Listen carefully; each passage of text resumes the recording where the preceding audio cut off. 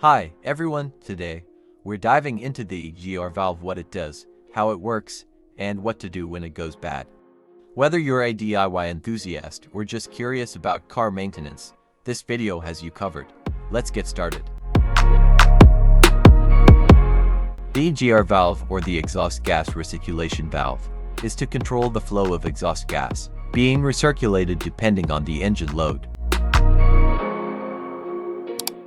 The EGR valve is located in the engine compartment and is usually near or attached to the intake manifold, with a tube running to the exhaust manifold.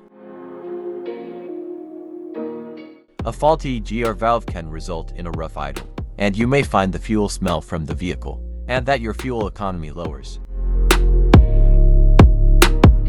It will turn on the check engine light on your dashboard and store the EGR valve related error codes.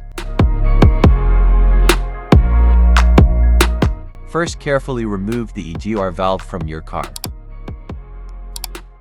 Turn the EGR valve upside down and fill it up with a WD-40 cleaner.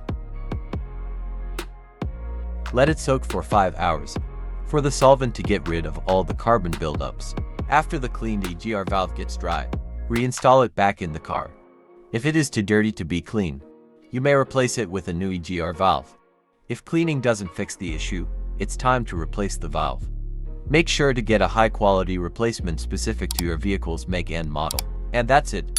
Now you know how the EGR valve works, the symptoms of failure, and how to fix or replace it. Regular maintenance like this keeps your car running smoothly and helps the environment too. If you found this video helpful, hit that like button and subscribe for more car tips. Thanks for watching, and see you next time.